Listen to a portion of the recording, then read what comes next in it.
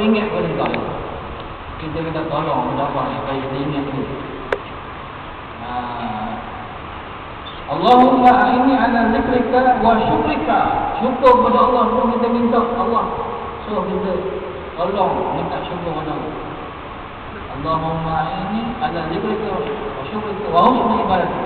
Dan mengelokkan ibadat. Minta doa kepada Allah. Itu dah ibadat yang terelok sekali. Memang di masjid-masjid dan surau lah. Kerana rumah kita ni sebagai manusia, dia memerlukan rumah. Rumah asal manusia tu di Mekah kan, Kaabah. Tetapi oleh kerana tak semua orang mampu untuk pergi ke rumah Allah.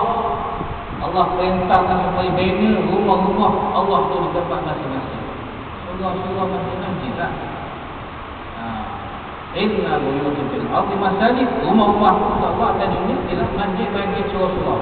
Dan siapa yang datang, itulah menjadi tetamu Allah. Ini. Di samping itu kita harus juga meniru gerak-gerik orang yang menjadi selamat. Bukan selalu kita diselamatkan.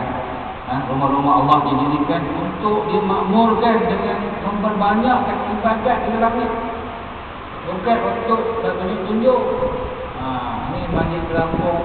Ini masa banjir ni banyak masjid terapung. Masuk air. Nak menunjukkan masjid yang indah-indah. Sebab itu masjid-masjid ni yang hebat sekali. Masjid ni sekarang ni yang di mana? Di Turki. Ada satu masjid Sulaiman. Masjid tu pelik tu masjid. Maknanya kata jujak dan burung pun tak ada dalam masjid. Masjid yang paling indah tu di Turki, kata selatan. Kata burung dan jujak pun tak ada. Rupanya bila dikaji-kaji sejarah, Sultan Sulaiman dulu yang bina masjid tu, dia menggunakan sepenuhnya duit dia. Dia tak ambil duit dia. Dan setiap kali nak buat masjid tu, mestilah orang-orang yang menunaikan sembahyang. Dan dikatakan kena sembahyang, yang nak buat bangunan tu mesti orang yang berwudu.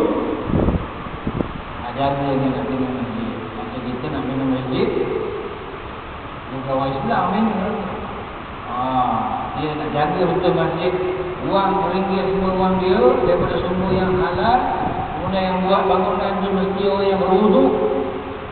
Bayangkan. Sehingga sekarang ni air cicak pun tak ada. Maka cicak kita boleh masuk. Berkat masjid. Dan daripada ini juga dapat kita mengenal pasti betapa mulianya orang-orang yang biasa mengunjungi masjid-masjid untuk menunaikan ibadah.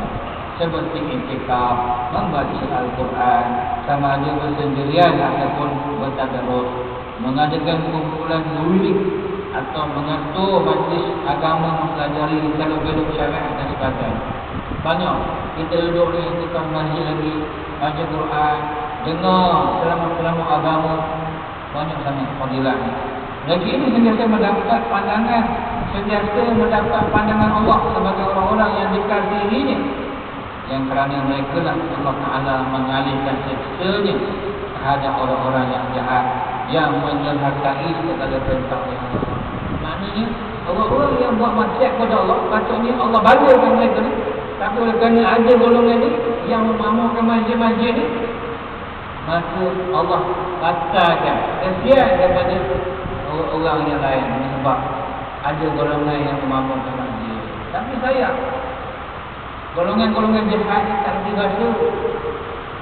Orang-orang datang masjid baca dan sebagainya, dia curi pula motor kawan dia.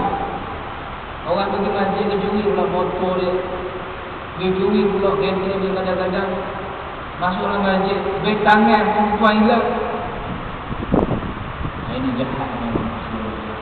Maknanya kita nak tahu sebab Allah alihkan seksa itu kerana orang datang memakmur ke masjid, dia curi pula barang-barang orang masjid.